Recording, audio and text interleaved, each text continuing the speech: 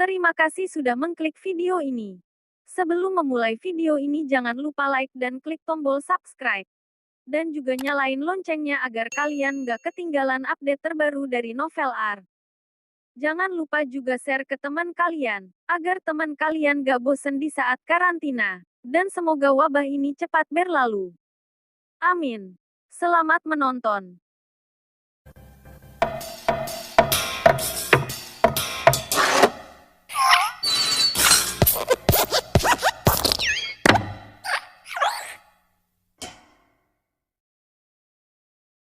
Tatapan Drian seperti ingin menembus tubuh Mega.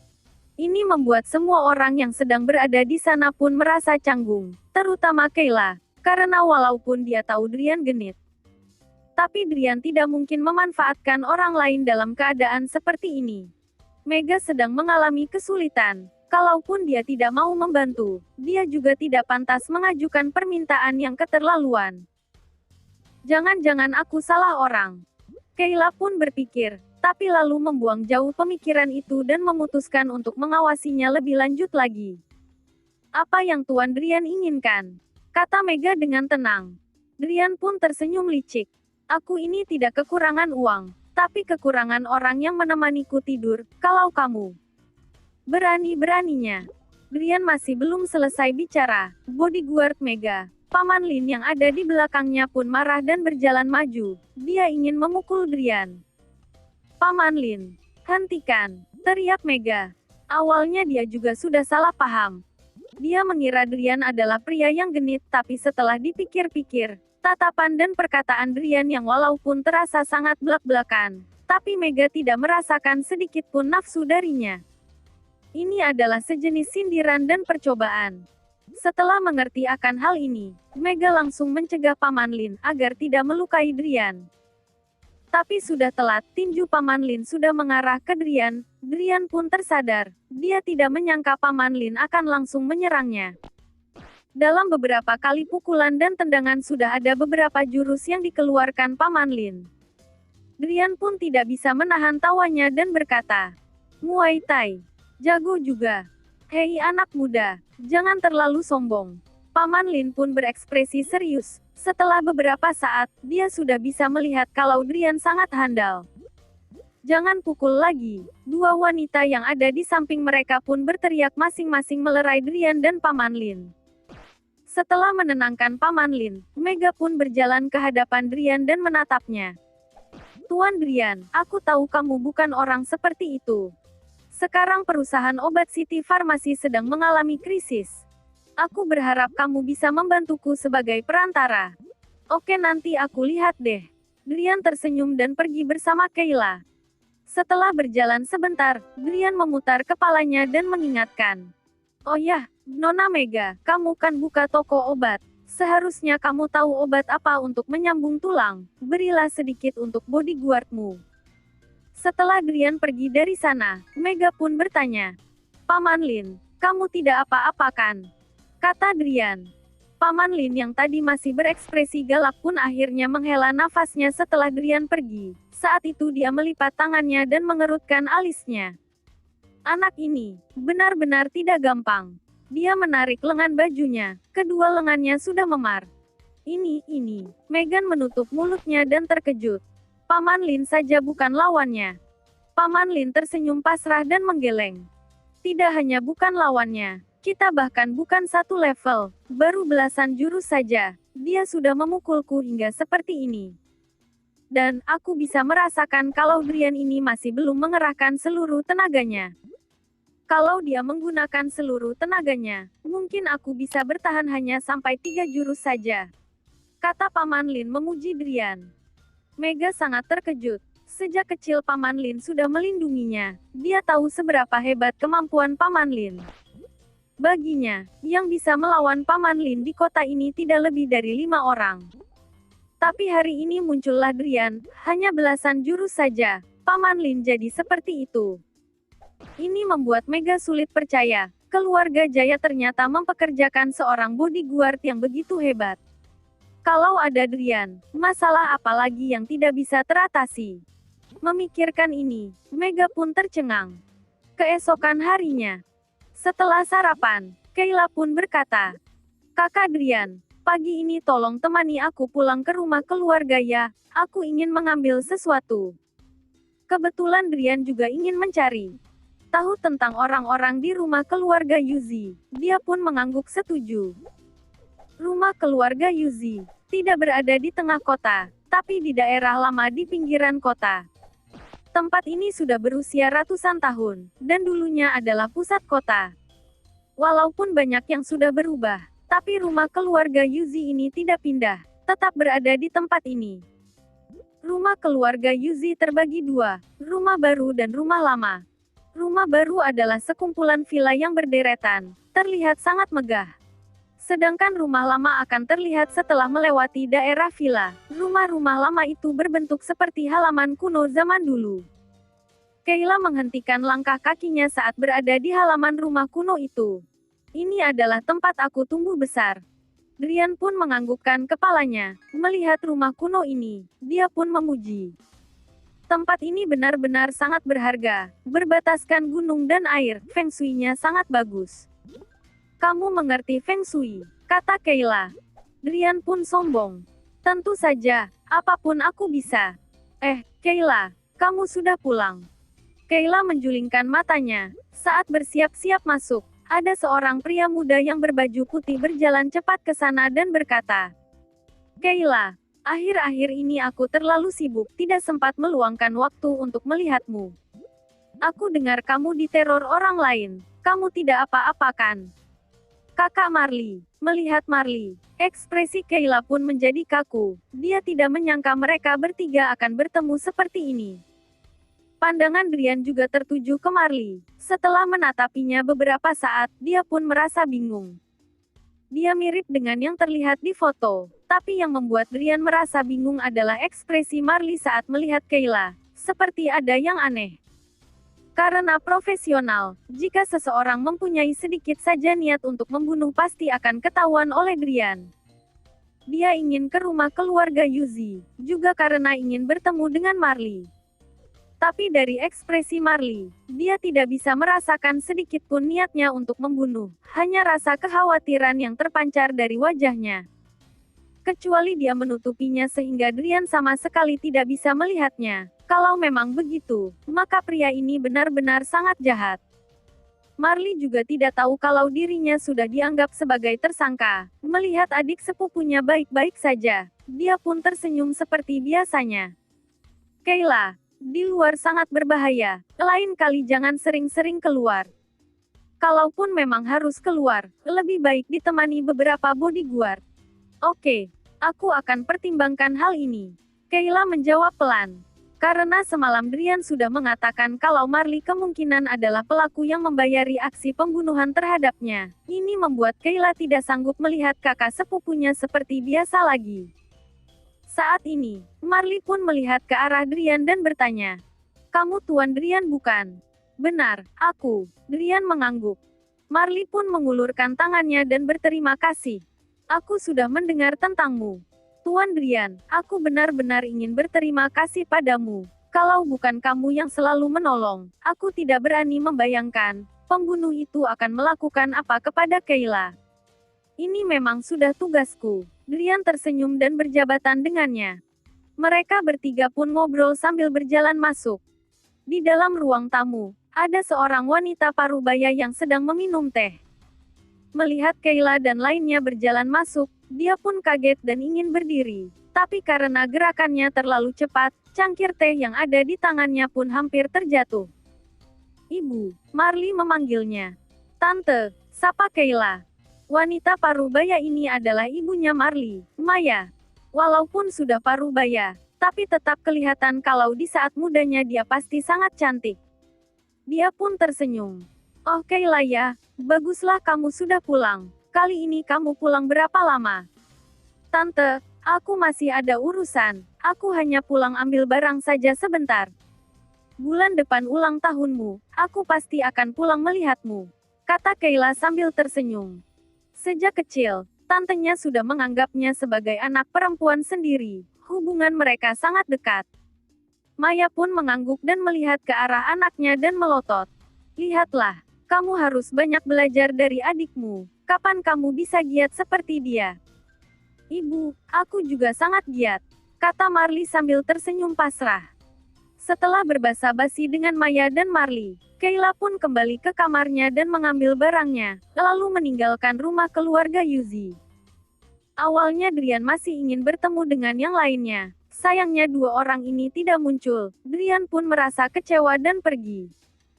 Bagaimana? Kamu sudah bertemu dengan kakak sepupuku bukan? Kalau melihat sifatnya, bagaimana mungkin dia membayar pembunuh untuk membunuhku? Saat perjalanan pulang ke apartemen, Kayla mencoba membujuk Drian. Benar, kakak sepupumu memang bukan pelakunya. Drian mengangguk. Kayla pun merasa lega dan berkata, akhirnya kamu sadar juga. Aku sudah tahu orangnya, seharusnya sudah bisa dipastikan dialah orangnya, kata Drian. Kayla pun langsung penasaran. Siapa? Tantemu, Maya, kata Drian dengan serius. Apa? Kayla sangat terkejut. Dia langsung menginjak rem, mobil merci itu pun berhenti di pinggir jalan. Kakak Drian, lain kali bisa tidak jangan bercanda seperti ini. Menurutmu, nada bicaraku ini terdengar seperti sedang bercanda, kata Drian. Kayla tidak mengerti dan berkata, tolong ngomong yang benar dong. Kamu bilang paman kelimaku mungkin adalah pelakunya. Aku tidak membantah. Kamu bilang kakak sepupuku Marley adalah pelakunya. Walaupun aku tidak percaya, tapi aku juga tidak membantah. Tapi sekarang, kamu sudah semakin keterlaluan. Kamu malah bilang tanteku pelakunya. Bagaimana mungkin? Bagaimana tidak mungkin? Kalau kamu mati, anaknya pun bisa jadi kepala keluarga. Dan sebagai ibu dari kepala keluarga, posisi dan kedudukannya adalah yang tertinggi selain kakekmu, kata Drian. Kayla masih ingin menjelaskan. Tapi tanteku, kamu masih ingin bilang kalau tantemu itu baik kepadamu. Sudahlah, perkataan yang sama, aku sudah mengatakannya 2 kali. Drian mengangkat bahunya. Pendapatku mungkin sudah menghancurkan pemikiranmu. Kamu boleh memilih untuk tidak percaya. Tapi fakta adalah fakta, kamu tidak bisa menghindarinya. Dia mengeluarkan HP-nya dan mengirim pesan kepada Red Spider. Bantu aku cari tahu tentang wanita yang bernama Maya. Tidak lama kemudian, hasil pencarian Red Spider pun keluar. Karena Maya juga bukan orang penting yang dirahasiakan, bagi Red Spider, dia bisa mencari tahu semua data tentang Maya dalam waktu singkat. Oh ya, bagaimana tentang aliansi pembunuh Shadow Tiger itu? Apakah sudah ada hasil? Setelah melihat data Maya, dia pun bertanya lagi. Sudah ketemu, aku kirim lokasinya ke kamu.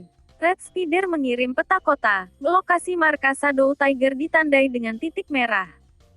Drian pun tersenyum. Sudah saatnya cari masalah dengan mereka. Di pinggiran kota di bagian utara. Di sebuah desa kecil yang hening. Ini adalah pabrik bekas yang sangat luas. Sekarang sudah tidak dipakai lagi. Mesin-mesin dan peralatan juga sudah dipindahkan. Hanya tersisa gedung pabrik yang kosong. Pintu besi saja sudah karatan. Terkadang warga desa yang membicarakan tentang pabrik ini pun berkeluh kesah. Anak-anak yang mendengarkan cerita lama orang-orang dewasa itu juga akan pergi bermain di sekitar pabrik bekas itu. Akhir-akhir ini, selalu ada anak kecil yang menangis dan mengadu bahwa ada orang yang sangat kejam tinggal di dalam pabrik. Warga-warga desa pun mulai mencari tahu. Memang ada yang tinggal di dalam pabrik, dan ada penjaga khusus. Asalkan ada yang mendekat maka akan diberi peringatan.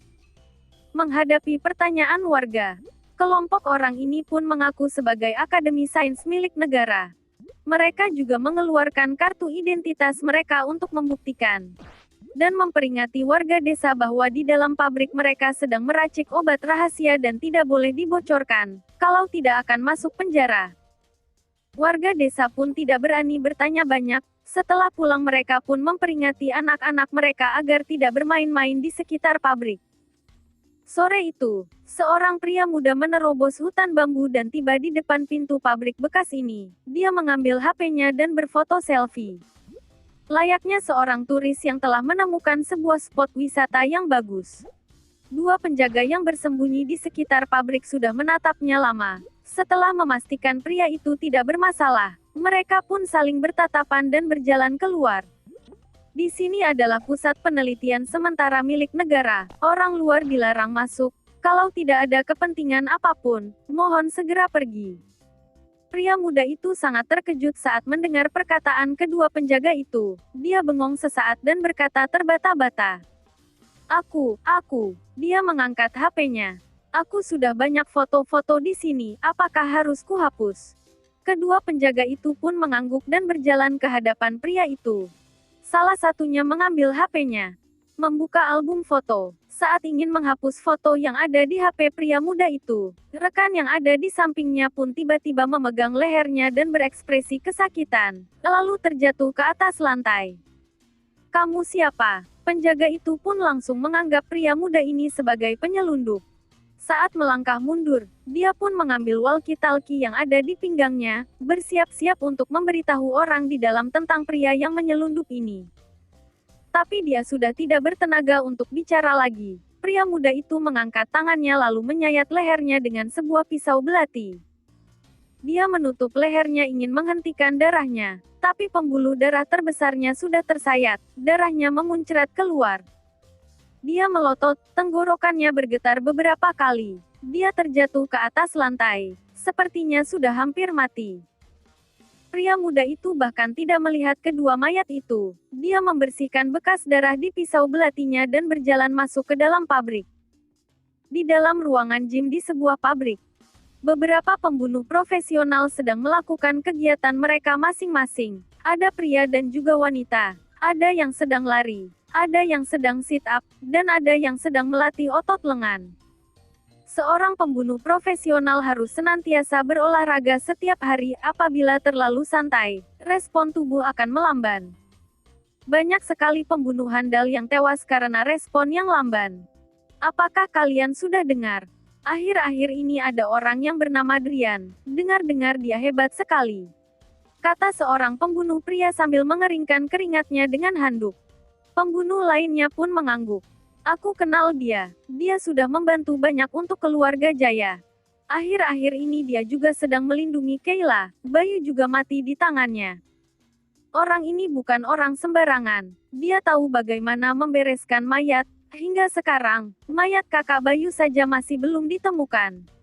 Keluh seorang pembunuh wanita. Sialan, kalau aku bertemu dengannya, aku pasti tidak akan melepaskan bajingan itu, kata seorang pembunuh yang teman baik dengan Bayu. Tok tok tok. Saat ini, terdengar suara ketukan pintu dari luar ruangan gym, lalu pintu itu terbuka karena didorong oleh seorang pria. Pria itu pun tersenyum. Sekarang kalian sudah bertemu denganku. Bagaimana kalian ingin menghadapiku? Kamu, Drian. Kamu Drian. Para pembunuh pun menghentikan olahraga mereka, lalu menatap Drian yang sedang berdiri di depan pintu. Musuh besar mereka sudah begitu dekat. Bagaimana kamu bisa masuk? Tanya seorang pembunuh berotot. Akhir-akhir ini di aliansi pembunuh Shadow Tiger banyak cerita tentang Drian, walaupun belum pernah bertemu dengannya. Tapi sudah ada beberapa orang yang pernah melihat fotonya. Sekarang mereka malah bertemu dengannya secara langsung. Mereka sangat kaget dia bisa muncul di markas besar mereka ini.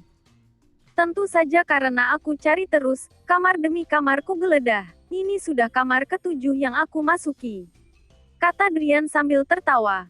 Mendengar perkataan ini, para pembunuh pun terkejut. Jangan-jangan pria ini sudah membunuh semua teman mereka. Bagaimana mungkin?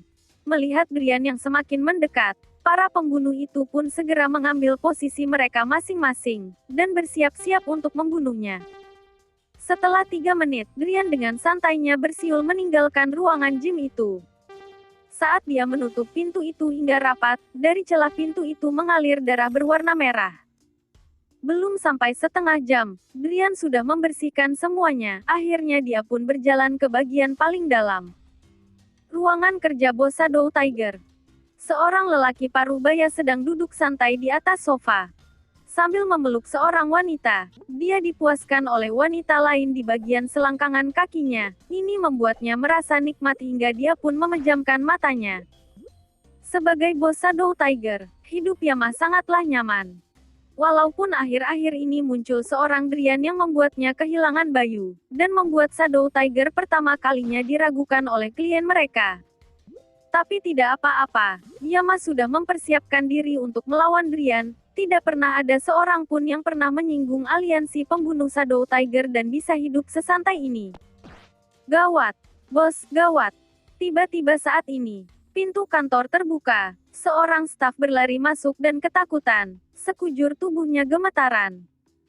Yama sedang menikmati layanan wanita itu. Tapi karena tiba-tiba terhenti, dia pun merasa sedikit tidak senang. Tapi setelah melihat ekspresi staf itu, dia pun merasakan ada yang aneh dan berkata, "Jenny, kenapa kamu ketakutan seperti ini? Jangan-jangan Denny dan yang lainnya mengganggumu lagi ya?" "Tidak, bukan. Kakak Denny dan yang lainnya, mereka sudah mati. Mereka semua sudah mati." Jenny masih gemetaran, seperti sedang membayangkan suatu kejadian yang sangat menakutkan. "Apa?" Mendengar perkataan ini, Yama tiba-tiba berdiri. "Jenny, coba katakan sekali lagi, mereka semua sudah mati apaan?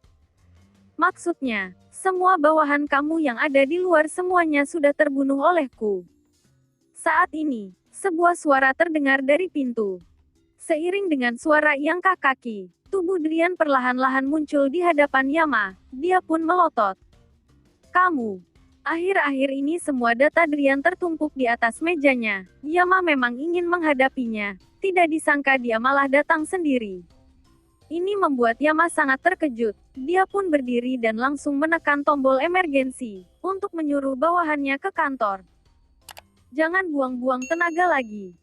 Tadi aku kan sudah bilang, bawahanmu sudah kubunuh semuanya," kata Drian tanpa ekspresi. Drian pun memainkan pisaunya. Jenny menutup lehernya, mati dengan mata terbuka.